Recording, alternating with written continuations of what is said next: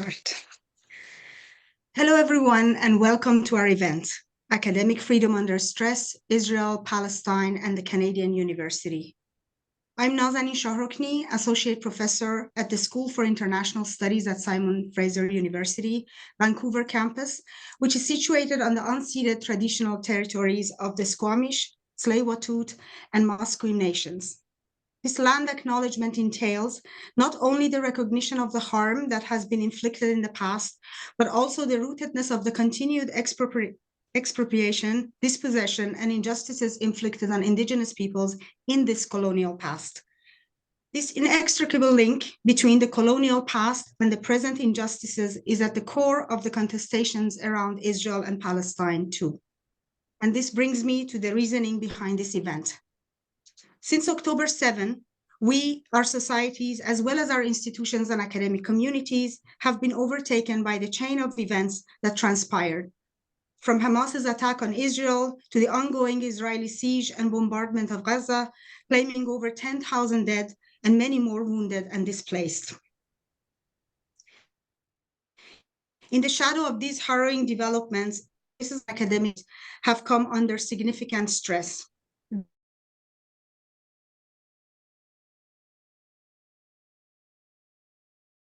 Faculty and staff, a fear that is evident in solidarity statements with the Palestinian people, where an increasing number of signatories sign anonymously for fear of reprisal, character misrepresentation, and professional retaliations. This fear is not unfounded. A host of reports have outlined attempts by governments, donors, politicians, and pressure groups to interfere with how academic debates are carried out. These reports also document the targeting of faculty and students for exercising their freedom of expression within the law.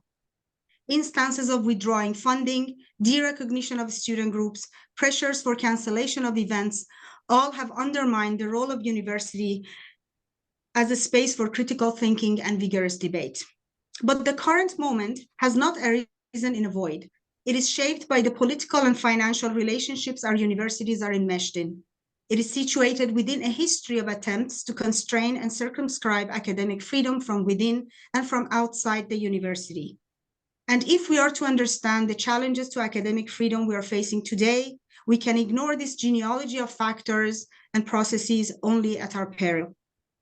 Our panel brings together 5 speakers from various Canadian universities who do exactly that. They will peel back layers of this complex history and identify pivotal events that have informed the current moment, particularly relating to the context of controversies involving Israel and Palestine. The conversation will be moderated by my colleague, Tamir Moustafa, professor at the School for International Studies at Simon Fraser University. As the speaker's remarks are rich yet condensed, we will be providing links to supplementary material in the chat box throughout the conversation. I'd like to take this moment to thank all our co-sponsors, the School for International Studies and the Center for Comparative Muslim Studies at Simon Fraser University, the Race and Equity Caucus at York University, and the Faculty of Graduate Studies at Athabasca University. We hope that this will be the beginning of a series of inter-university collaborations and conversations on academic freedom.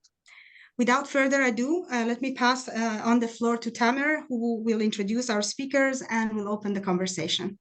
Tamir. Thanks very much.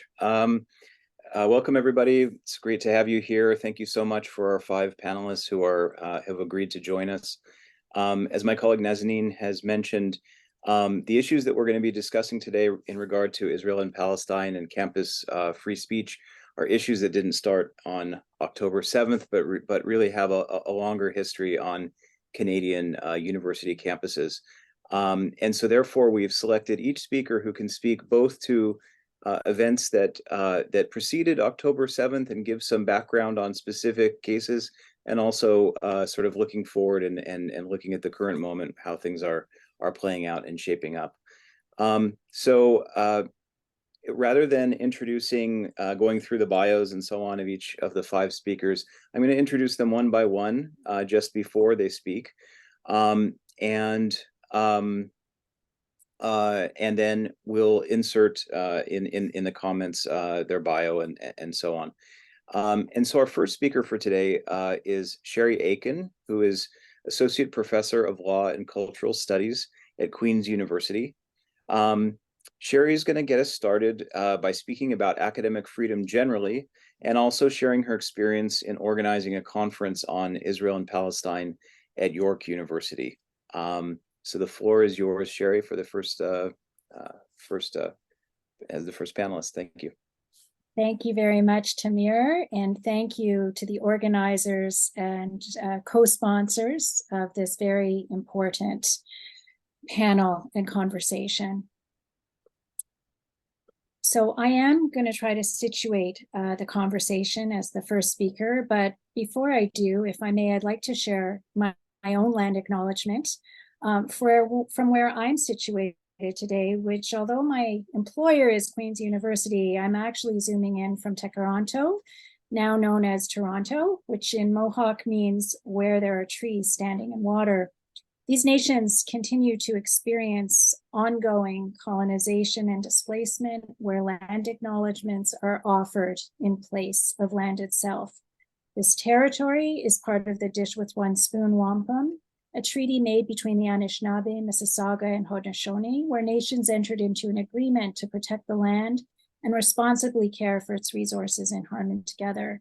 As settlers, newcomers, refugees, and Indigenous peoples, we have all been invited into this treaty in a spirit of peace, friendship, and respect. I am also mindful of broken treaties, as well as the global structures and systems that have oppressed, dispossessed, and displaced peoples across Turtle Island, both historically and today.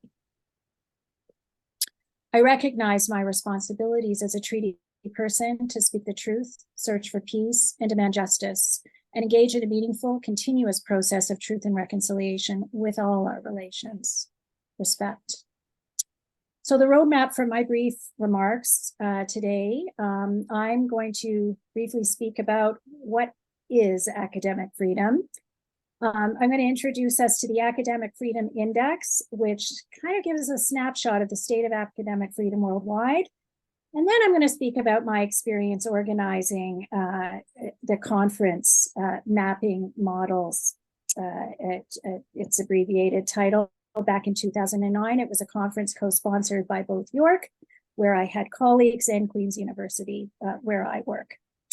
But perhaps before I even start to do this, I want to situate myself in the conversation about academic freedom as somebody who has worked for decades on this issue in particular, first wearing my hat as a practicing refugee lawyer, representing people who were fleeing various parts of the world because of threats to academic freedom, academic workers whose very lives were at risk as a result of their work as teachers and researchers in academic institutions.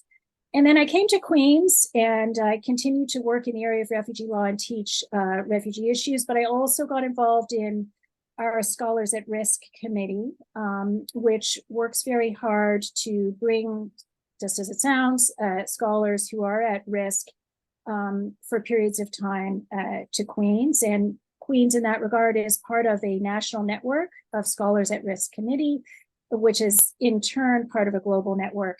So the topic of academic freedom, in other words, is not a new one to me. I want to situate what our conversation about what it is with the fact that the concept itself dates back to the late 18th century, the period of German Enlightenment, and it's taken shape and been molded by controversies and contests, both on university campuses and beyond. There's a vast literature on academic freedom, and I'm certainly not going to be able to cover it in 10 minutes or less, but I want to point you to a few key statements.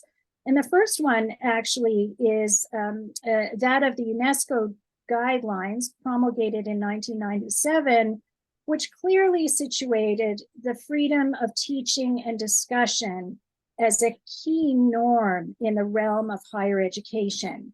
And those guidelines really stemmed from the International Covenant on Economic and Social Rights recognition in Article 15 of the importance of institutional autonomy for universities to carry out scientific research free from interference by state actors. So there's actually a legal norm relating to academic freedom that I think is important to understand. And that norm finds expression in another universal statement, this one, the Magna Charta Universitatem, which is a statement signed by over 950 university presidents from around the world in 2020. So it's not, it doesn't have the force of law per se, but it's certainly an embodiment of the norm and value of academic freedom, emphasizing that universities' main job is to question dogmas, establish doctrines, and encourage critical thinking. Academic freedom, the statement goes on to say, is their lifeblood, open inquiry and dialogue, their nourishment.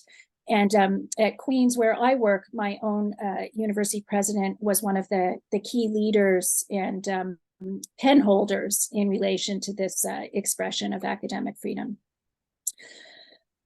So turning away from statements and instruments, I thought it might be helpful to distinguish a few key concepts: academic freedom versus freedom of expression versus hate speech, because they're actually fairly different things. So first of all, let's start with the middle circle, which I guess I would describe as kind of rosy brown colored. Freedom of expression. It's a negative right, in fact. In the Canadian context, the Canadian government is precluded from unjustifiably interfering with the expressive rights of Canadians and other inhabitants in this country. So it's a negative right, and it applies to everybody equally. In that regard, professors are not any different than anyone else. We're all to be protected from unjustifiable interference. But it's not an absolute right. There are limits. And indeed, that Canada's Charter of Rights and Freedoms identifies the fact that expressive freedom gives way when harm arises, right? And I'll speak a little bit more about that in a minute. But to the outer circle, specifically academic freedom, it's not something that applies to everybody equally. It's something that specifically applies to university workers, academics, and it speaks to their right to be protected from interference within their profession according to the standards of the profession. So it's not about freedom of expression for scholars, although we enjoy that freedom as well, just like everybody else, but rather it's our freedom of thought, inquiry, and discussion in our teaching, in our research, in the context of our work, right? So in that regard, I would just emphasize that critical pedagogy, political critique, advocacy for human rights, and solidarity with Palestinians, for example, are not de facto in the realm of hate speech. They are rather in the realm of activities protected by academic freedom. I would also mention, in terms of these concentric circles, that the Ontario government itself, and I just mentioned Ontario as an example because that's where I'm living and working, has endorsed the principle that criticism of Israel, similar to that leveled against any other country, is not to be regarded as anti-Semitic, okay? And further, I want to assert here that neither anti-Palestinian racism nor anti-Semitism will be vanquished within a climate of censorship and fear, okay? And that indeed, academic freedom and freedom of expression, the two circles on the inside here, are critical tools, if you will, to counter hate speech and the concerns that everyone has about hate crimes. So just a little bit about differentiating between academic freedom and freedom of expression, because I often find in public discourse they're used interchangeably and they're not the same thing. Academic freedom typically is conceived of as having four key elements. I've added a fifth, but the four key elements, I'm not going to read the slide to you so much as just emphasize It's really about the freedom of academic staff with regard to teaching, with regard to research and scholarship, as well as to comment and to be engaged in any aspect of what happens in our university, and critically, the extramural right of academic staff to exercise our right as citizens without reprisal, okay? So not narrowly defined to one's area of specialization or expertise. And the fifth point, which I like to emphasize, is that it often applies less to those who need it more. And in that regard, I'm speaking about precariously employed academic workers who may not have the benefit of tenure. To give a bit of context, academic freedom worldwide, Canada's in about the top 30% of countries that enjoy the most academic freedom. Where academic workers enjoy relatively more academic freedom than in many other parts of the world. So you can see Canada's dark blue relative to the states on the map that are dark red, which include some countries in South America, Africa, as well as East Asia. And those are countries that currently enjoy the least academic freedom. I'll mention that overall, academic freedom is on the decline worldwide. So over the last 10-year period, it has declined significantly in 22 countries. Now, Canada is not part of that club in a broad sense. If you take a look at the Academic Freedom Index, which is prepared by a Swedish research institute and FAU, a German university, it comes out every year, and hopefully you're seeing a link to the Academic Freedom Index in the chat, but if not, I'll put it in later myself. This is Canada's score from just last year, and you'll see relative stability, but I would point out that there has been a dip very recently in relation to freedom to research and teach, and also in relation to institutional autonomy. So just to have that sense. Now, my last couple of words, I want to just speak about this conference. 2009, I was part of an organizing committee to examine to take a scholarly lens on a wide range of issues pertaining to the state models and prospects for a just and peaceful coexistence in Israel and Palestine. The vision statement is extracted on the slide. The goals were clearly stated, and we had a 12-person advisory committee from a range of different backgrounds. And I've got the names on the slide, writers, scholars, both from Canada as well as from Israel, Palestine. I would mention that the 12th member of the advisory committee, Professor Ed Morgan, who was both a professor of law at U of T and a former chair of the Ontario branch of the Canadian Jewish Congress, resigned fairly publicly by putting an op-ed in the National Post, allegedly because we had not considered adequate balance in relation to the speakers invited to the conference.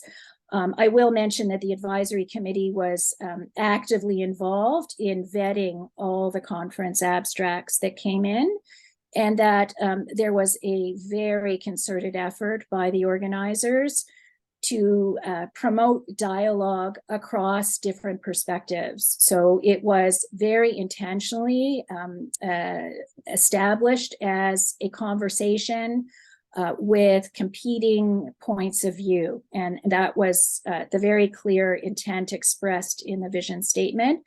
The keynote address was actually provided by Canadian Professor Jeremy Weber.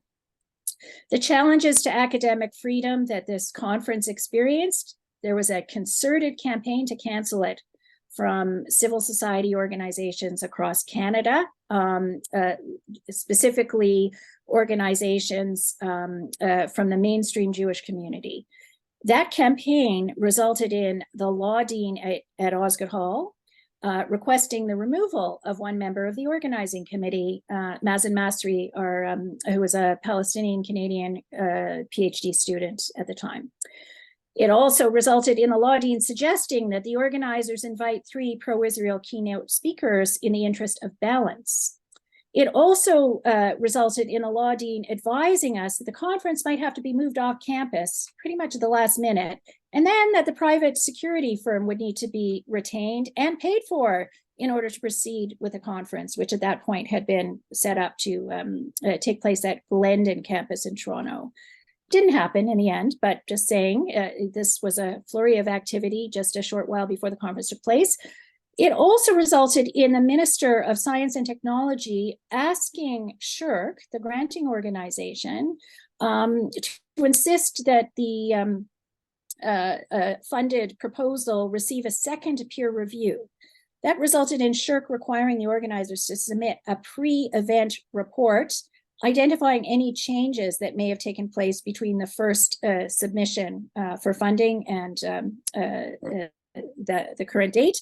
And finally, after the conference took place, York University convened a review, an inquiry chaired by retired Supreme Court Justice Iacobucci, was called the Lessons Learned panel to see, indeed, if there were any lessons learned from this experience. I want to just share a couple of the many comments that University President Shukri at York received as a result of the concerted campaign at the community level. One donor writing that it saddens her that her husband had donated to an institution which has so boldly positioned itself as an enemy of tolerance and mutual understanding, noting that such donations will now stop. And another one saying, another shitstorm coming. I don't care a fig about academic freedom. I do care about York. And with our problems this year, this is a trouble with a capital T. Both these letters are part of the published appendix to my colleague Susan Drummond's wonderful book called Unthinkable Thoughts, Academic Freedom in a One-State Model for Israel and Palestine. And the appendices are actually available on UBC Press's website. So I think you have a link to that in the chat. There are many more letters like this. The good news is that although we experienced this incredible campaign, the conference took place. Over 200 people participated. Over 60 papers were presented over multiple panels. It was incredibly interdisciplinary, with law and the whole array of social sciences represented at the conference. So it took place despite all those efforts. And I really just want to leave you with the thoughts of two people. First of all, of Kenneth Stern. Stern is actually the director of the Bader College Institute that deals with hate crimes. He is also a former expert with the American Jewish Committee, which is part of a global network of advocacy organizations. And Stern emphasizes that instead of trying to curtail speech on campus, we should be investing in promoting critical thinking about Israel-Palestine and the subjects, namely hatred, identities, free speech, etc., that inform our ability to discuss this difficult issue. And finally, I want to leave you with the words of the late Edward Said, penned in an open letter to American Jewish intellectuals back in 1989, but just incredibly prescient. Said tells us, it seems to me then that the way before us is quite clearly marked. We are either to fight for justice, truth, and the right to honest criticism, or we should quite simply give up the title of intellectual. I hope I didn't go too over time, but look forward to hearing everybody else. Thank you. Thank you very much, Sherry. That was a wonderful start to our panel. We'll now turn to Ariel Katz, who is Associate Professor of Law at the University of Toronto. Ariel will be speaking briefly on the Azarova case at the University of Toronto. That's a situation where donor pressure led the UT administration to rescind an offer letter to a job candidate who was critical of Israeli policy. And famously put University of Toronto under censure from COUT. So Ariel, please enlighten us about what happened at the University of Toronto. Thank you, Tamir. Yeah, so I'll try. Well, I have a lot to say, but I'll try to describe what the Azarova affair was, and also kind of offer some insights on the various political aspects of this scandal and how it intertwines with the issues of Israel Palestine. I think many elements of those scandal I think are well known, but I'll also add some that are, or highlight some that I think are less known.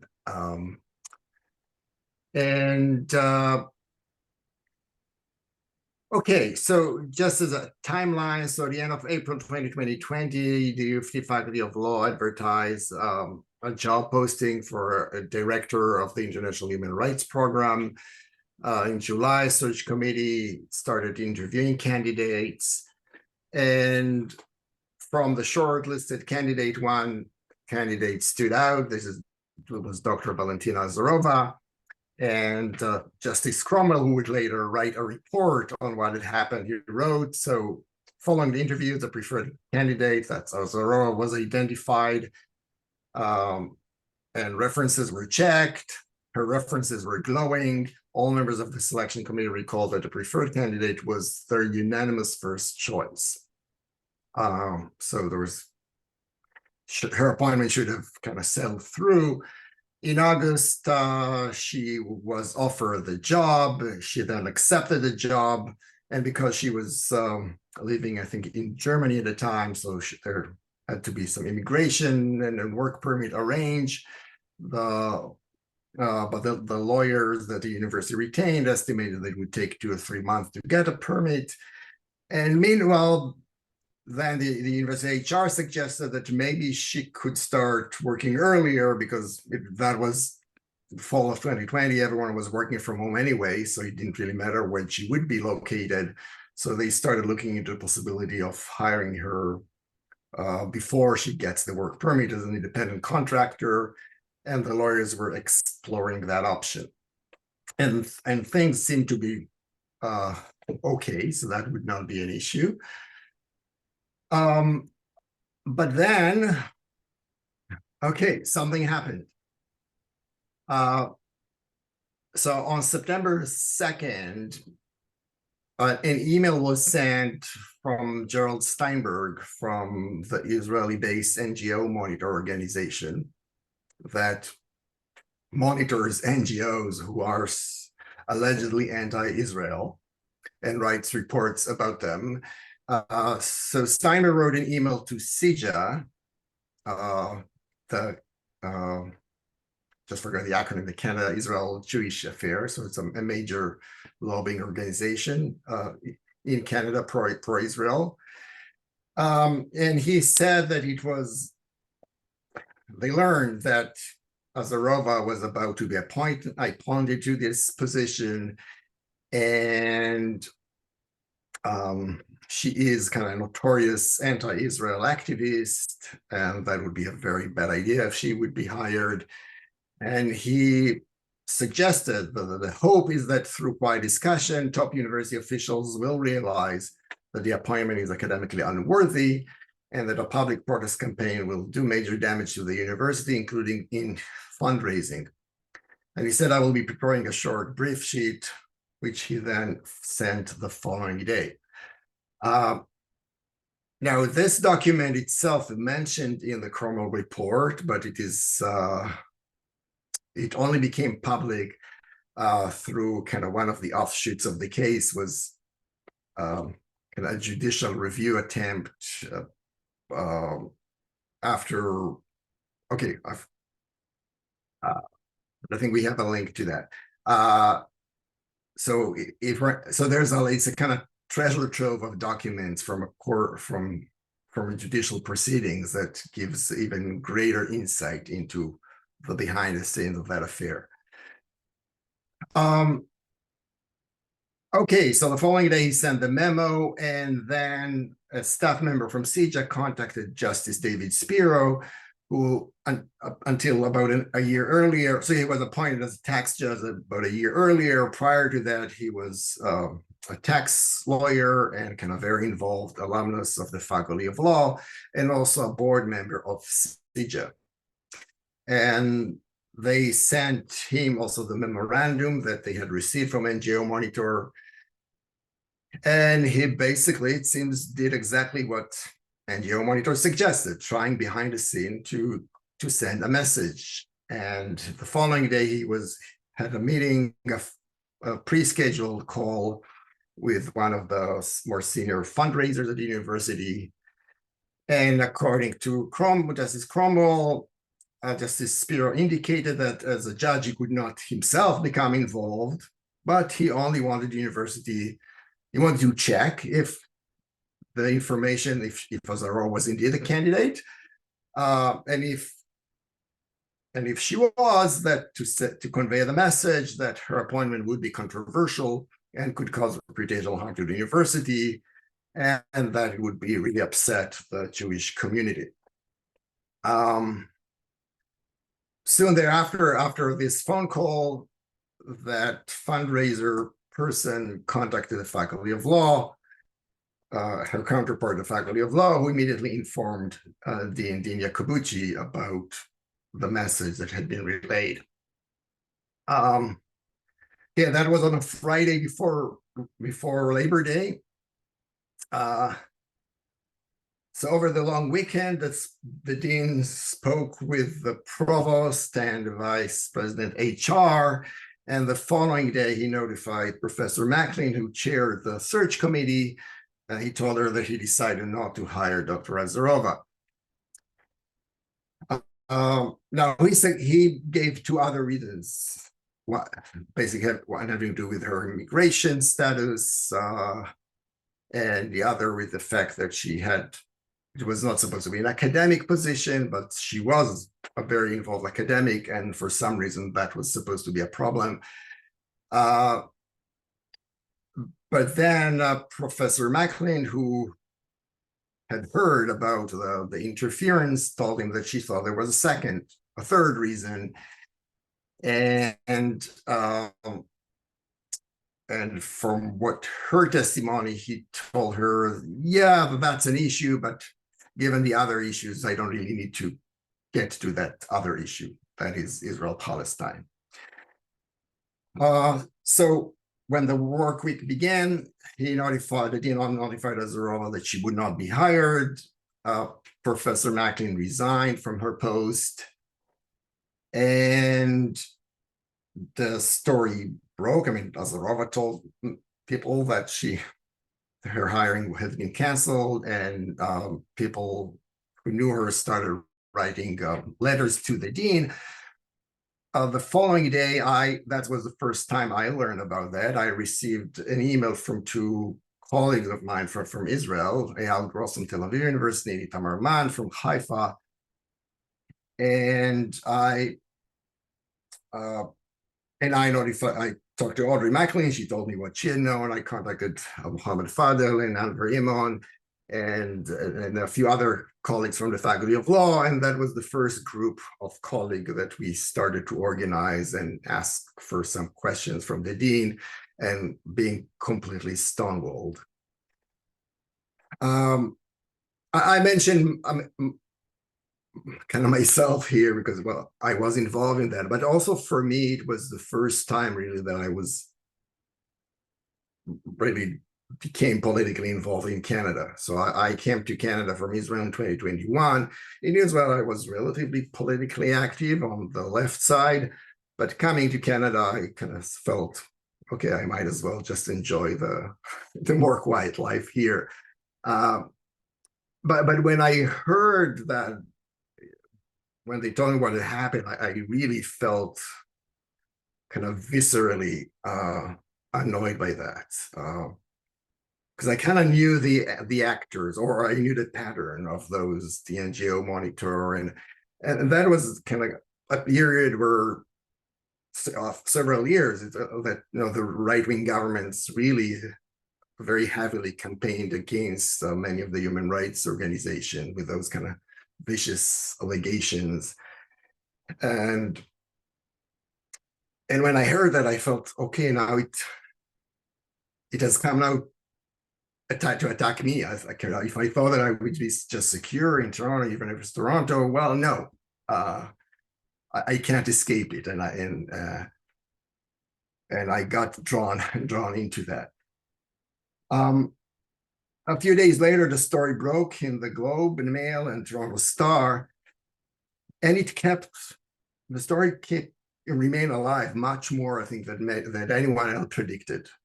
But the first several months were, in terms of the activism of the university, it was mostly our group from the Faculty of Law. Very few of us, the rest of the Faculty of Law, either were vehemently against us, or the vast majority would not say a word. And that was pretty lonely period. I'll skip that. Now, in December, after several months, the university just denied there was nothing to look at. There was nothing there. Eventually, the university decided to retain former Supreme Court Justice Cromwell to prepare a report, and he released his report in March 29. And the report basically, at least on its surface, purports to have exonerated the dean. And the key quote here is, having reviewed all the relevant facts as fully as I can, I would not draw the inference that external influence played any role in the decision to discontinue the recruitment of the preferred candidate. The inference that such influence played a role in the decision is the basis of the concern about academic freedom, but as I see it, that inference is not justified. Okay, so Justice Cromwell emphasized that he would not draw the inference that played a role, but many people who have read the report, his own report, thought that another inference was much more justified by the fact that he had actually reported. So in April, the Canadian Association of University Teachers, who had been following the case and read the report and was not impressed by Cromwell's conclusion, voted to impose a censure on the university. And following that vote, our group that started the Faculty of Law started growing. So we kind of made connection with other people from across the university, and what would soon become the Censure U of T group, a group formed. And the censure campaign began.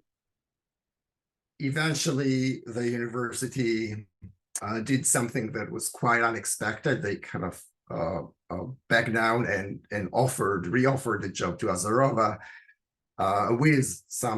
with guarantees for her academic freedom, but she declined, and after that, the censure had been lifted.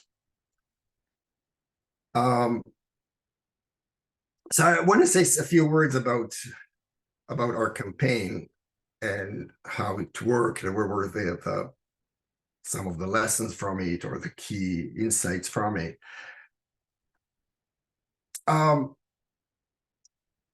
Okay, so we are a group of faculty members from U of T.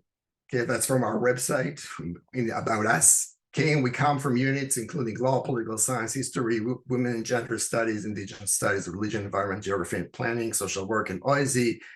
Our group includes faculty who are Black, Indigenous, Jewish, Muslim, and people of color.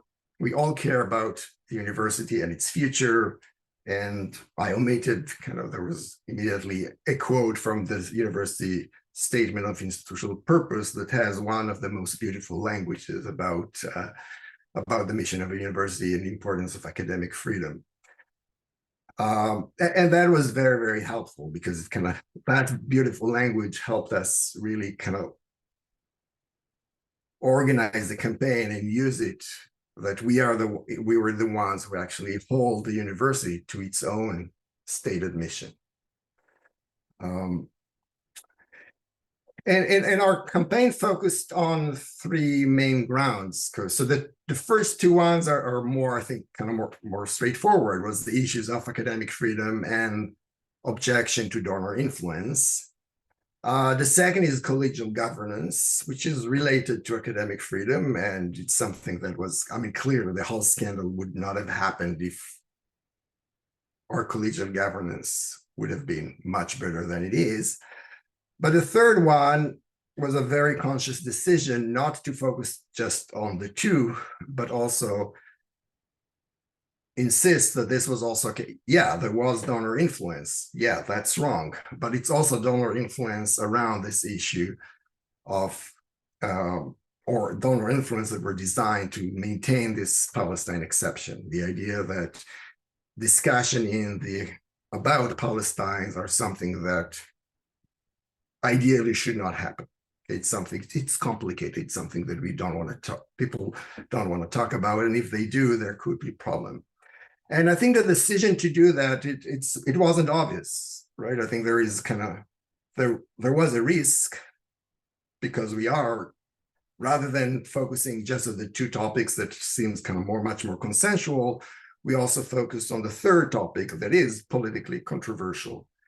So that was, from the point of view of the campaign, was a risk. But I also think it came with a reward, which we didn't know at the beginning. But it made the campaign much more polarizing, but also, but from the people who were concerned about the Palestine exception, the fact that we made it front and center, I think really helped mobilize a much larger group of people, not just from the university, but from civil society and from across the academic community. In North America, but also globally. Do I have more time, or it's time to stop? I think we need to wrap it up. You can raise anything else later in the session, but for now, it's probably, if you can pause here, that would be good. Yeah, so I'll pause here. Yeah. Okay, great. I can't help but provide some comic relief in observing that our panelists are great believers in freedom of expression. So far, the first two panelists have blown past the 10-minute limit. I mean, but they were both excellent, and it was very interesting actually to hear your observations. I mean, I've read a lot about the Azarova affair, but hearing firsthand is really enlightening. So thank you so much, Ariel. Okay, our next speaker is Jasmine Zain, professor of sociology at Wilfrid Laurier University. She'll be talking about the challenge of Islamophobia and anti-Palestinian racism and how this impacts higher education and beyond. She'll also be addressing recent campaigns that respond to the chilling effects of the IHRA definition of anti-Semitism in the university sector. So thank you, Jasmine, for joining us. Thank you very much. I want to begin by also acknowledging that many of us are moving through this very difficult time with a lot of distress and a heavy heart. And I've been thinking a lot about the comments I want to make today. And so they are going to start a bit broader, but then hone in, I think, a little bit more on some of the issues that we're all here out of concern for. So as this horrific crisis in Gaza continues to unfold, as a Muslim and a scholar of racism and Islamophobia studies, I felt a profound sense of post 9/11 deja vu. I wrote a book on how Muslim communities, especially youth, navigated that fraught context. Except the circumstances we're facing right now are actually worse than after 9/11. It's worse now because over the past 2 decades, Islamophobia has laid the groundwork that has made it easier to collectively label and punish Muslim populations. The global war on terror has been underwritten by racist ideologies, collapsing 2 billion people around the world into a singular, undifferentiated category of violent, fanatical terrorists who threaten democracy, the stability of white nations, and Western civilization. It's worse than after 9/11 because Islamophobia's ideological playlist has expanded. Racist, Orientalist tropes have been further instrumentalized and weaponized and used as propaganda. For example, we've been hearing politicians referring to rallies and other efforts to support Palestinian people amidst unimaginable suffering as, quote, glorifications of violence. This language was even used in some university statements. This rhetoric falls back on racist narratives that associate Muslims and Palestinians with terrorism. These false equations rely on vilifying tropes that are common within anti-Palestinian racism and Islamophobia playbooks to silence political dissent, delegitimize decolonial struggles, and demonize entire populations. We're also hearing dehumanizing references to Palestinians as human animals, barbaric and monsters, reproducing the idioms of colonial racism that were used to justify and authorize colonial violence. And yet, scholars who are best placed to challenge, expose, and correct these racist narratives and highlight their consequences are faced with reprisal, recrimination, threats, and harassment when they speak out. It's worse than after 9/11 because the War on Terror playbook on how to subjugate Muslim populations has been passed down not only among the fraternity of white colonial and white settler nations, paving the way for Palestinian genocide, but also to countries like China, Myanmar, and India, where we're witnessing anti-Muslim campaigns that range from ethnic cleansing and genocide to the mass internment of Muslims in so-called re-education camps, Orwellian forms of surveillance, as well as systemic manifestations of Islamophobia globally. It's worse than 9/11 because we have witnessed 2 deadly terror attacks in Canada, in addition to numerous anti-Muslim hate crimes that have escalated over the past 2 decades and have risen by 900% in just the past few weeks. It's worse than 9/11 because heavily funded Islamophobia networks have been operating since about 2010. The Islamophobia industry in the US circulates $1.5 billion through 39 anti-Muslim organizations to promote Islamophobic propaganda. In Canada, the Islamophobia is also organized, orchestrated, and networked, as well as monetized through groups that include white nationalists, far-right media and Islamophobia influencers, Muslim dissidents, pro-Israel fringe right groups, Hindutva activists, conservative think tanks, and their designated security experts who all promote demonizing anti-Muslim campaigns. And it's worse than after 9/11 because we are living in a post-truth world where disinformation campaigns, conspiracy theories, Muslim scare stories are disseminated on numerous social media platforms like Instagram, TikTok, Facebook, through scores of blogs and websites that didn't exist back in 2001. And there are now actively networked subcultures that globally traffic in these false narratives. It's worse than 9/11 because of increased racial profiling and securitization. For more than a decade, Muslim student associations at Canadian universities have been subject to visits from security agencies like CSIS, the RCMP, and counterterrorism policing units because they are part of the 9/11 generation who are seen as potential radicals and extremists. And finally, it's worse than after 9/11 because of a rising neo-McCarthyism and the silencing of free speech and academic freedom.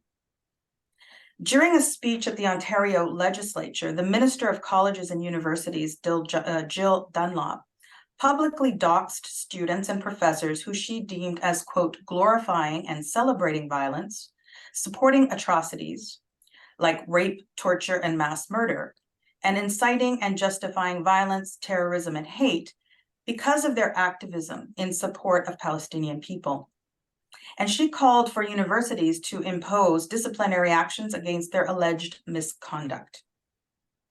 Not only do these publicly named students and faculty now have a target on their back, but we're seeing student groups being censored, sanctioned, defunded, and sued. Free speech on our campuses is under siege through this kind of chilling rhetoric, and academic freedom is now being imperiled in unprecedented ways. We've witnessed universities in Palestine being the targets of recent bombing campaigns, while elsewhere, faculty who support Palestinians have long been targets of silencing, threats, and intimidation. A 2022 empirical study sponsored by Independent Jewish Voices Canada and conducted by Cheryl Nestle and Rowan Godet addressed anti-Palestinian racism in higher education and examined how the suppression of speech on Palestine has affected Canadian academic faculty, students, and activists who face reprisals, harassment, and intimidation. The study featured testimonies from 77 participants, including 40 faculty members, representing 11 disciplines from 21 universities across Canada. These faculty experienced troubling circumstances, such as political intervention into hiring and research funding, attempts to prevent access to event venues, and attempted cancellation of public events on Palestine, as well as targeting and doxing. The targeting measures also involved the inclusion of 128 Canadian academics and activists on the website of Canary Mission, a US-based organization which purports to, quote, document individuals and organizations that promote hatred of the US, Israel, and Jews on North American college campuses. Anyone researching, teaching, or otherwise supporting Palestinians seems to immediately fall into this category. According to IJV's report, quote, the suppression of speech on Palestine has significant consequences in academia, where it threatens principles of academic freedom and encourages surveillance of critical intellectuals and activists and of the oppositional knowledge that they produce. Now, we can all agree that real anti-Semitism should be vigorously opposed and challenged. But we must separate this out from organized campaigns of political censorship that conflate criticism of Israel's policies with anti-Semitism. I want to speak a little bit about interventions in the university sector. So let's remember back in 2001, the International Holocaust Remembrance Alliance, known as the IHRA or IRA, definition of anti-Semitism was widely rejected by 40 faculty associations and unions, as well as the Canadian Association of University Teachers, representing 120 universities and colleges across the country, and the Ontario Confederation of University Faculty Associations, who passed motions against its adoption on the grounds that it labels criticism of Israel as a, quote, racist endeavor as being anti-Semitic. So while we can call Canada a racist endeavor, we would not be allowed to refer to Israel in the same terms. This not only violates academic freedom, but it silences anti-racist and decolonial critiques, scholarship, and activism. So think about this. Because of their critical work on Israel, under the IRA definition, teaching the work of Palestinian legend Edward Said, influential Jewish scholars like Hannah Arendt and Judith Butler, or renowned African scholar Kilimembe, as well as Black liberation scholar Angela Davis, among many others, could be deemed as anti-Semitic. Let's be clear, no state is above critique. Creating an exception is a dangerous and slippery slope for academic freedom, and we should all be gravely concerned about such moves.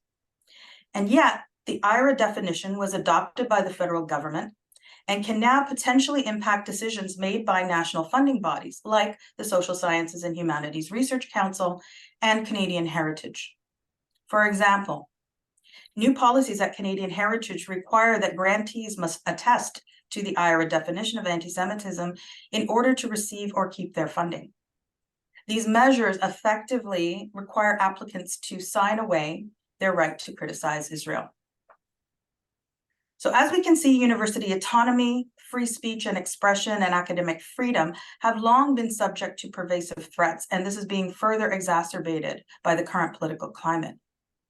As a response to these ongoing concerns, in 2021, the No IRA academic campaign was spearheaded by the Academic Alliance Against Anti-Semitism, Racism, Colonialism, and Censorship in Canada. We go by the acronym ARC. And this ad hoc alliance was formed by me, Cheryl Nestle, and Larry Haven from Independent Jewish Voices, Mohamed Ayash, who is on the panel with us today, Jala Hamza, and Greg Bird. In partnership with Independent Jewish Voices, we created a handbook called the IRA Definition of Anti-Semitism in Canadian Universities and Colleges, What You Need to Know. I believe all these are linked in the chat. And we developed a sample motion for faculty associations and unions that outlined the concerns that it posed for academic freedom in the university sector. Now, as a follow-up to this campaign and as a response to the dire political context we're now facing, ARC has a new campaign addressing the ongoing McCarthyism at Canadian universities and the need for renewed vigilance against threats to academic freedom. So ARC put out an emergency statement and sample motion that can be found on the Faculty for Palestine website. And already, university faculty associations are passing this new motion in recognition of the unprecedented times we're facing that threaten our scholarly autonomy as teachers and researchers. The fears and concerns that came with the No IRA academic campaign are being realized across the university sector, where there's been unprecedented silencing and suppression that sparks fear and self-censorship, especially among untenured and contract faculty, and especially among a lot of racialized faculty who have been targets of these previous campaigns. These repressive tactics we're witnessing must be challenged, and scholars must be free of all forms of recrimination and harassment that occur due to their teaching and research. So if your faculty association has not already acted on this, please forward ARC's emergency statement and motion to them as soon as possible. I'm going to leave you with this call to action so that we can continue to protect academic freedom and university autonomy from all forms of censorship, governmental overreach, and outside political pressures and influence. Thank you. Thank you so much, Jasmine. That was wonderful. Turning to our next speaker, Mohammed Ayash is professor of sociology at Mount Royal University. Building on Jasmine's points, Mohammed will share his experience as the chair of the Calgary Peace Prize, which in 2023 was awarded to the noted Palestinian writer and activist Mohammed El-Kurd. Mohammed will relate the multiple and concerted efforts to cancel the event, as well as some other related issues. So the floor is yours, Mohammed. Thank you. Thanks so much, Tamir. I really appreciate it. I'm speaking to you today from Mohkinstsis, which is now called Calgary. And these are the homelands of the Niitsitapi, the Siksika, Piikani, Kainai, Iahe Nakoda, and Tsuut'ina nations. And these are their homelands, always have been and always will be.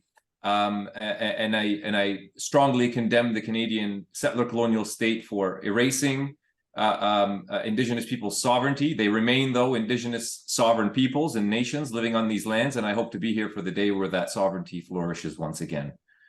We'll all be better for it.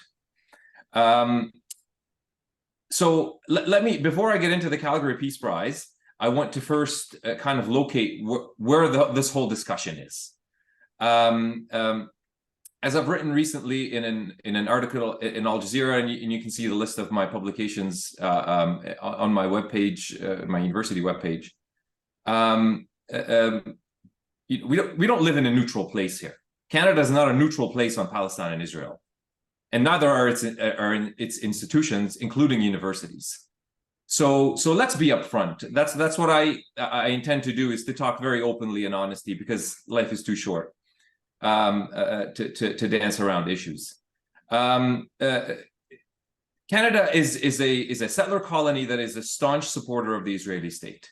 And the Israeli state has always known that it can only carry out its settler colonial project in the land of Palestine through Western support. And that includes Canada, obviously primarily the US and the British Empire in the beginning, but that includes places like Canada, who are part of this Euro-American imperial alliance. And what that means is that there's, of course, military support, economic support, political support, diplomatic support, but also support in the area of knowledge. Part of how genocide works is, first, I mean, you need two main elements to commit genocide. You need to have the capacities to do it, which Israel does, thanks to the US and other powers that support it. But you also need to be able to conceal it. And the concealment of genocide, by calling it something other than what it actually is, which is an ongoing genocide as we see today, is part and parcel of knowledge producers and knowledge producing institutions, and that includes universities. So the Israeli state is very much interested in the knowledge that is produced and circulated in Canadian universities, American universities, British universities, and so on, because it is part of their colonial project, part of their settler colonial project, is to conceal the reality of settler colonialism. So all of this censorship and attacks on academic freedom that we find in Canadian universities is not distant from what is happening over there. That's the Israeli state genocidal operation reaching you here and affecting you here on the ground, trying to silence voices that are calling genocide by its name, that are calling settler colonialism by its name, that are calling apartheid by its name. Heck, they can't even tolerate people like Azarova just saying it's a violation of international human rights, let alone apartheid and settler colonialism and genocide. So these are concerted state efforts to silence and suppress academic speech. And Israel is not the only country that does this, by the way. Every other country does it. The US does it in other places in the world. This is not some kind of singling out of Israel and all that, but Israel is directly, of course, responsible for specifically the question of Palestine. So this is a culmination of years of effort where I argued in an academic journal article last year or 2 years ago, I don't know, on the toxic other, basically the effort to turn the Palestinian subject into a toxic other that nobody should touch. It turns the whole subject matter of Palestine as a decolonial critique of Zionism in Israel, as a toxic subject that nobody should touch, that everybody should just stay away from. And the message being, if you want to succeed in whatever struggle you're carrying out, in whatever research project you want to advance, in whatever area of knowledge you want to develop, then don't touch Palestine, because that will ruin your cause. That will ruin your efforts in many other ways. And how they do that is very simple. We've already heard it in the presentations.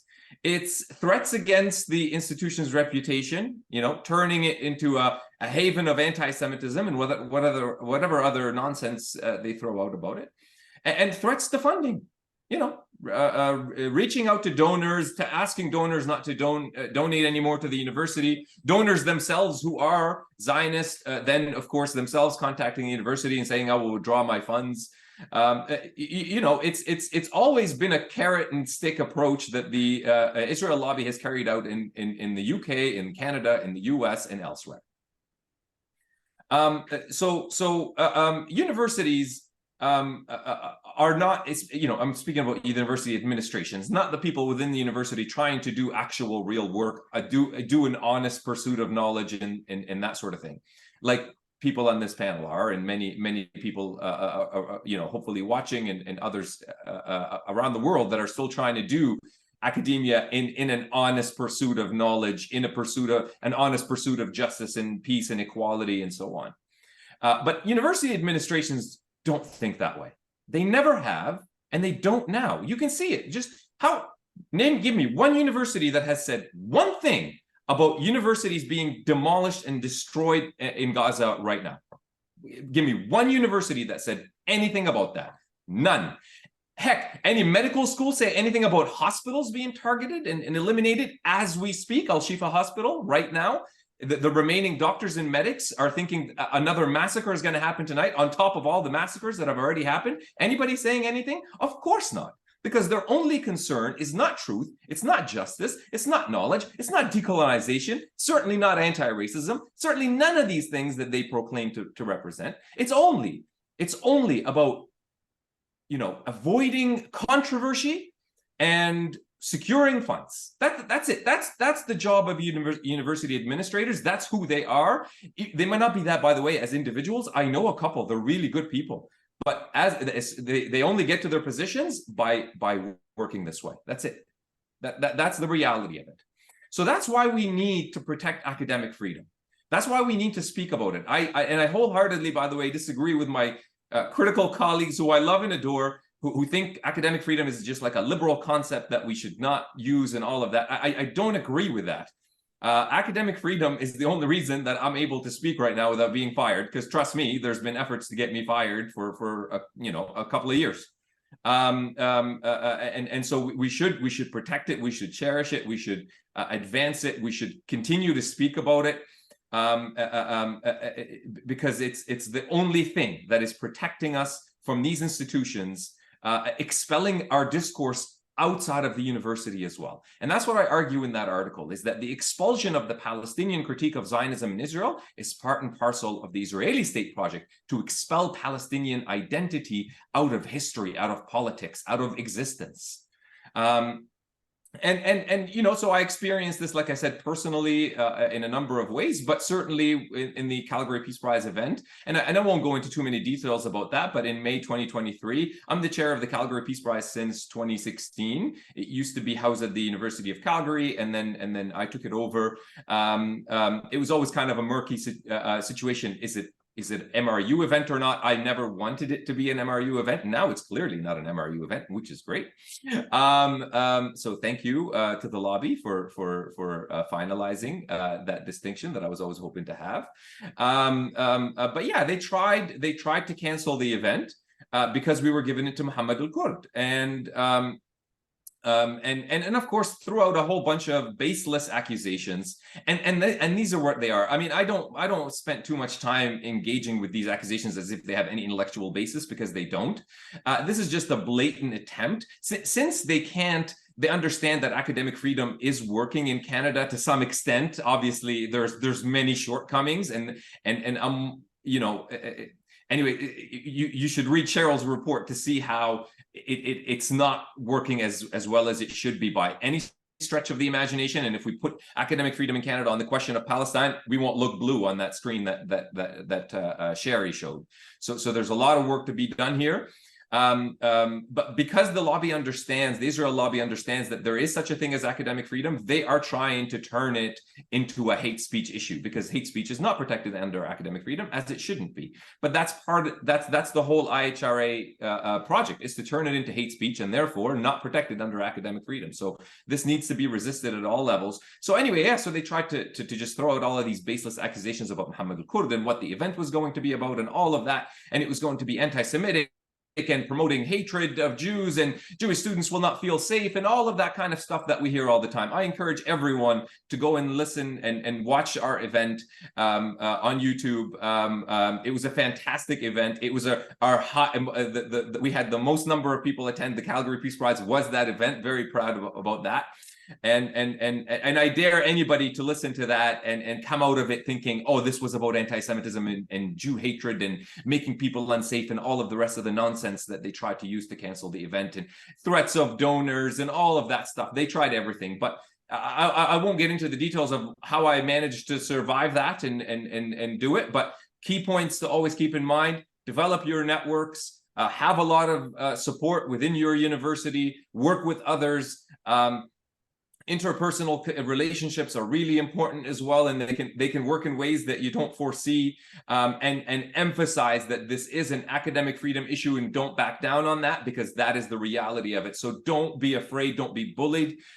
These waves of attempts to cancel and censor, yeah, sometimes they're difficult to defeat, but many times if you just stick to your principles, stick to your truth and justice, mobilize people around you, you can withstand them, and you can still have your events and continue to write and speak up for Palestinian solidarity, because silence is complicity, and that is not an option as we see today. Thank you.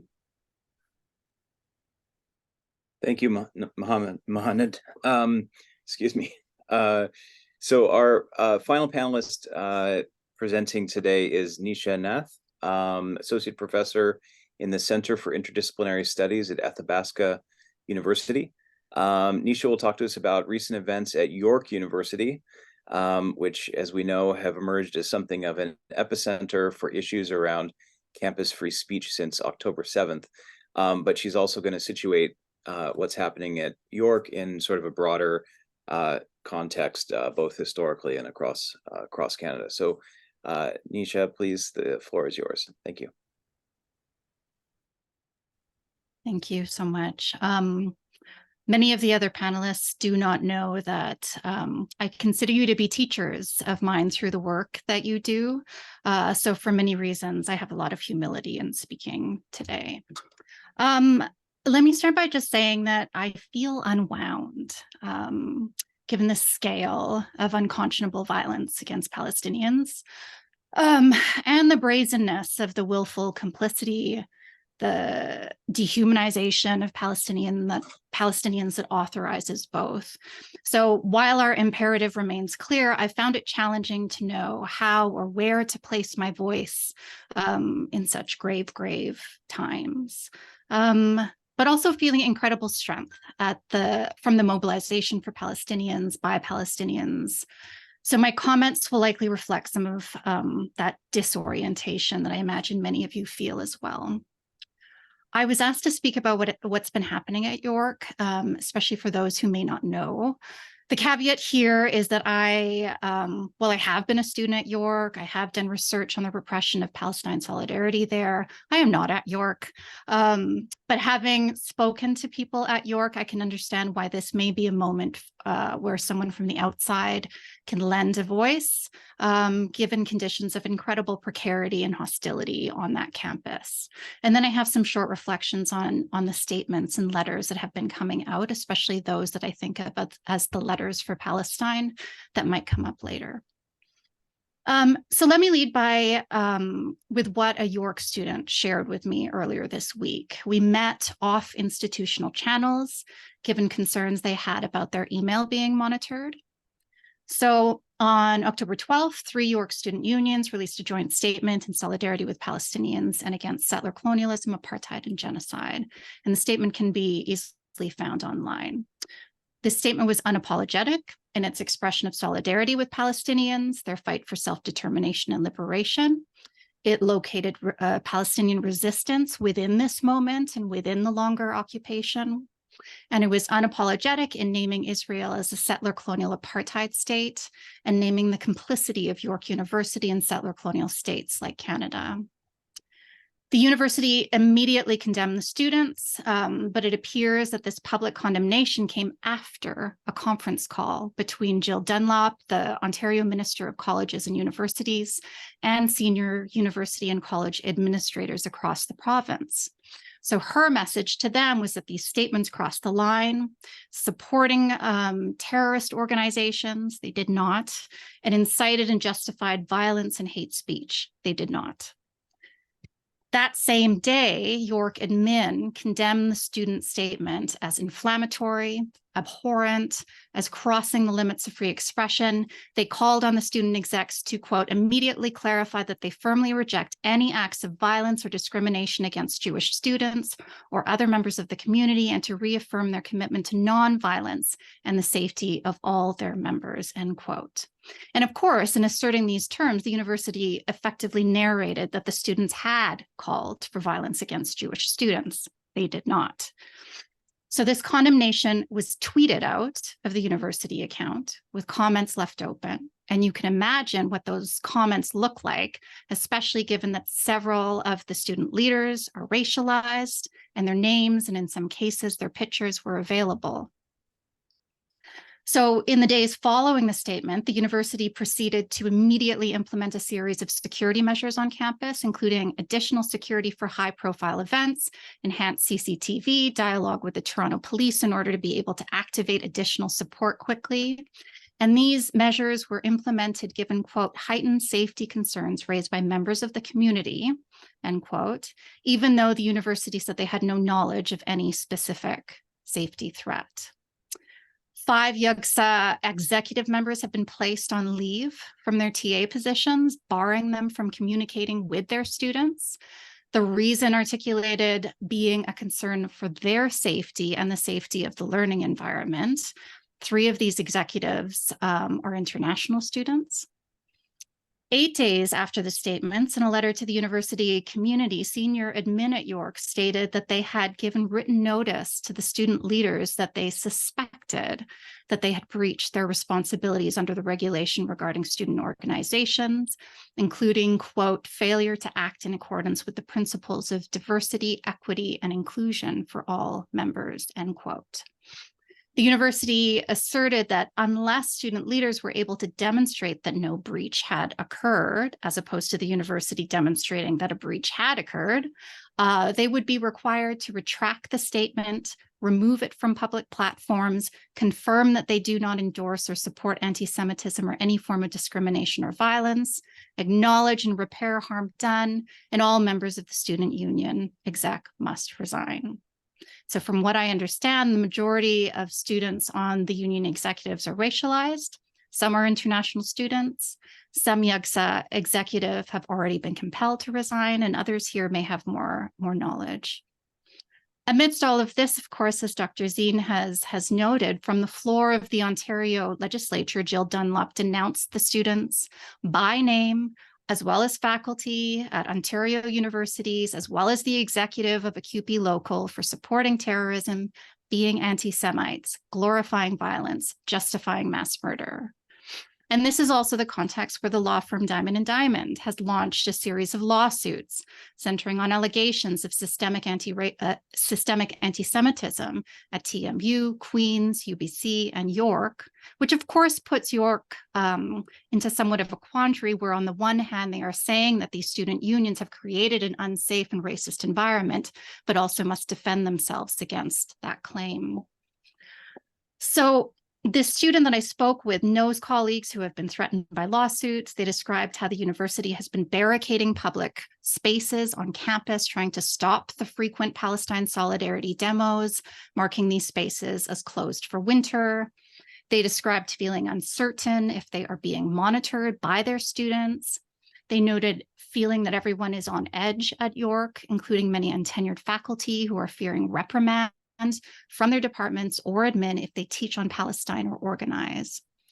Emphatically, this student also noted that the climate of fear and repression being cultivated at York is specifically around Palestine, and that the investments in silencing the specific critique, protest, and solidarity extend to the board level, that this is not just generically about academic freedom or free expression. And then the student also described a profound disillusionment and disappointment, especially with tenured faculty members who are not saying anything, while the most precarious at universities, Palestinians, racialized students, contract faculty, untenured faculty, Jews in solidarity with Palestinians are putting their bodies, their careers, their futures on the line to keep the focus on Gaza. So I am certain that there is far more that I haven't even come close to narrating about what is happening at York. You know, as other panelists have mentioned, this repression extends far beyond York. And this repression that the language of academic freedom or free expression can barely hold, while unprecedented in scale and scope, also exceeds October 2023. It is a continuation of decades and decades of attempting to stitch or cement together Palestinians' identity, experience, and resistance of the occupation with that of terrorism and anti-Semitism. And so the purpose of this dehumanization, the purpose of suppression of any narrative naming the ongoing dispossession of Palestinians by the state of Israel, as well as the purpose of a suppression of the narrative of Israel's legal obligations as an occupying force, is, as Noura Erakat has so painfully remarked, to prime us to justify, authorize, and facilitate this genocide. So there is simply too much that has happened at and around York over the past 45 years for me to offer a tracing that I had hoped. In fact, after returning to my research, I felt overwhelmed. There are many patterns that not only cohere with what we see now, but critically set up the infrastructure, or to draw from Diala Shamas's words, the architecture of repression, which, as she describes, quote, in a moment like this, you can just flip a switch and just activate it all at once, end quote. So when we look at the long history of York, you have the long building of relations between the university and Israel-aligned corporate-dominated institutions linked to the US, disciplinary forms of power relying on surveillance and covalence that extend outwards into border regulation or to the way that governments allocate funding, regulations on student space couched in the language of due diligence about safety. They have included new and elaborate processes for booking university space with long lead times, prohibition on the use of certain spaces, tabling restrictions, to adhere to fire regulations, extensive power of the university on things such as advertising, signage, and risk management, requirements for risk assessments, which have included prohibitive security fees, sanctioning of student clubs for displaying maps of historic Palestine, bureaucratic obstacles and hurdles, denial of room bookings, poster bannings, revoking of student club status, coordination with the police to repress student protests, particularly as cross-movement solidarity has grown. The increasing use of language of safety and security against students in solidarity with Palestine, the racialization of danger, relying on anti-Palestinian and anti-Muslim racism, accompanied by little to no support for Palestinian, Arab, or Muslim students who experience precarity, the use of university policy, and student code conducts applied against students as well. You also see the increasing institutionalization and normalization of university complicity through MOUs between universities and the Association of University Heads of Israel, a long-time strategy around developing, expanding, and institutionalizing articulations of anti-Semitism. We see this very early at York, with it being described as a new anti-Jewishness. Efforts to broaden the definition have afforded those aligned with Israel at York exceptional liberties to carry out events or activism which in fact perpetuate racism against Palestinians. You've had invitations to JDL founder Meir Kahane to speak at York, then Israeli Defense Minister Itzhak Rabin, a presentation of an honorary degree to Chaim Herzog, an invitation to the founder of Campus Watch, Daniel Pipes, to speak, the university permitting the Young Zionist Partnership to hold IDF appreciation days. You also see the working together of punitive, carceral, and disciplinary tactics, along with the language of civility and peace and dialogue initiatives meant specifically to restrict the political potency of those critiquing the occupation, and so on, and so on, and so on. So this is York, and this is the constellation of forces that we see around York. And so maybe what I'll do, where I want to leave off, that maybe offers an opening to think about the role of statements and letters and other modalities of resistance right now, is with a reflection of Sanera Tabani on academic freedom, and in particular the risks of a kind of apolitical or abstracted version of academic freedom that is often described as the lifeblood of the university, where freedoms such as the, quote, freedom of inquiry and research, freedom of teaching, freedom of expression and dissent, freedom to publish, freedom to express opinions about the institution are to be exercised without reference to orthodoxy, conventional wisdom, or fear of repression from the state or any other source, end quote. So this is a version of academic freedom that is consistently unrecognizable to academics and students of color, and most certainly to Palestinians and those in solidarity with Palestinians. And so when we think about the question of academic freedom in this context, we know the histories of how we experience academic freedom exceed this context. But York also shows us how its regulation and suppression relies on an incredible inversion and contortion of what is thinkable and speakable and what is unthinkable and unspeakable, that Palestine itself is unspeakable. So in addition to the broad repertoire of resistance and refusal we are witnessing and participating in, the Letters for Palestine are another place that supports us in holding our gaze steady, on collectivizing how we think about academic freedom, and naming the work that these letters and statements might be doing in a moment that is marked by such clarity, but also such profound disorientation. Thank you. Thank you so much, Nisha. I am sort of blown away by how much these five panelists have been able to fit in to the time that we have. We're nearly to the end of our time, and I will forego the opportunity to ask my own questions to give the panelists a chance to do just a little bit of interaction with one another, because I'm sure they're sort of aching for it. I know that Ariel is keen to engage, I think, with Nisha's dialogue. So Ariel, please, you have the floor. Let's try to make these follow-up interventions quite concise. But it'd be great to hear any thoughts that the panelists have at this point on other presentations. So please, Ariel. Yeah, so it's actually just occurred to me today. I was reminded of a policy directive that the Ontario government issued in 2018 that the minister's call now on the universities to crack down on those statements seem to be actually calling the university to violate the government's own policies. So in 2018, the Ontario government, I think, was kind of in a moment of moral panic about wokeness and cancel culture.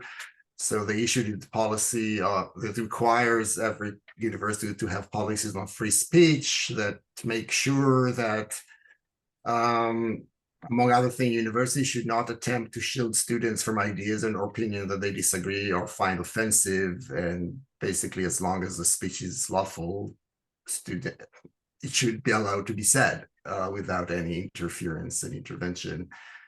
And this action by the minister is really against the spirit or even the word of that policy. But it also, I think bring to fore another issue. So one of the issues, again, when I think about the IHRP scandal, so that was the case of donor interference and how donor interference can lead to limiting academic freedom, and people were talking about how with cuts of public funding to university rely more on donors, and that's a danger to academic freedom. But I was thought that it is true, but it is also, well, the word is more complex, right? But because the government can also be a source of immense danger to academic freedom if you have a government that does not adhere to those principles. So, and the more a university would be economically dependent on public funding, then that other source of power could be more influential. And I think that that's kind of example of what the minister is doing now is an example of that. Just before we started, I was going through some of the websites of and looking at statements. For example, BC Civil Liberties Association actually has a quite good statement on attempts to suppress support for the people of Palestine, issued on October 25th. But when I went to the Canadian Civil Liberties Association, I was surprised to find no statement at all. Nothing has come out on this issue. So that was a bit dismaying. Canadian Association of University Teachers did issue a statement on November 2nd on the importance of academic freedom in times of conflict, which I thought was quite good. But certainly these institutions and everybody will be sort of put to the test in the weeks that come. Does anybody have any other want to make any other interventions, questions, comments to one another on the panel? I hate to shut us off before giving that opportunity.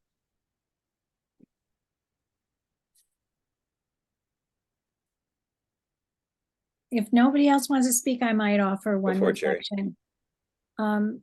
Not a defense of York. I really appreciated everything you said, Nisha. But I do want to recognize that who the leader is matters. I want to in particular acknowledge the 7th president of York University, Mamdouh Shukri, who stood strong against an incredibly concerted campaign against the conference that I described, and not only stood strong against it, but in favor of it, but also supported the continued funding from the York Foundation to support the conference. So York paid for a significant amount of that conference. So we were I don't want to in any way suggest that what you said was not 100% true about York today, but it was really just a reflection of the fact that university presidents can make a difference. There is an architecture, as Mohamed described as well, that we need to be cognizant of. But university presidents do have power and can make a difference if they decide to do the right thing. And in that regard, I want to speak to my own university, which also staunchly defended my role in organizing the 2009 conference. And, you know, I think those are little moments of hope, right? I don't think they in any way detract from the concerns that we share right now. And despite the Academic Freedom Index that I showed everyone, where Canada appears in the top 30%, that's relative, right? It's not to say that academic freedom isn't under siege today in Canada. I think we've heard from everybody that it is. I'll mention that academic freedom is actually a constitutional norm. The autonomy of universities is protected in some 100 countries around the world. But in Canada, it's not protected in the Constitution. It's protected through collective bargaining and in our collective agreements. And I would argue not sufficiently. And I think in particular, who's left out, the number 5 on my slide, is really, really the critical challenge for us today. And I wanted to just offer that as a reflection. May I just jump in here very quickly? Absolutely. Because look, I mean, I mentioned interpersonal relationships as a key factor here, so that can play a role, and so that's, you know, I don't want to undermine that at all either. But understand that we are talking to institutions here, and presidents come and go. So if a president or your university admin says, "Don't worry, we'd never adopt the IHRA here," I completely disagree with it. That's not enough. They can leave for another job the next morning. Like you don't know that.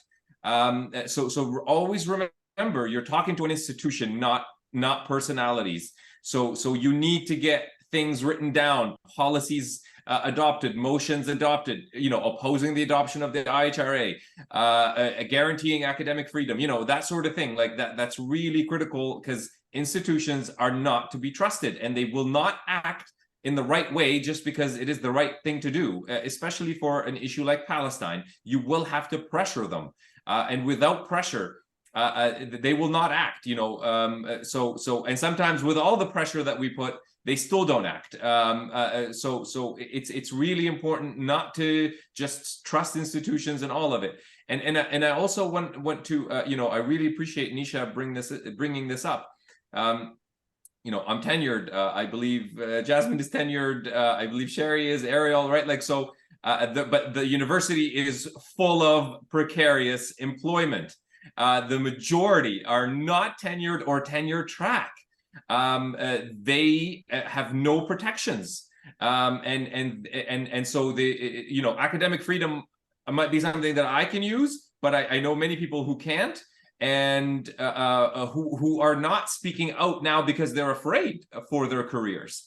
I mean, I have, of course, I always tell people who are in precarious employment that they need to be strategic, and that is important.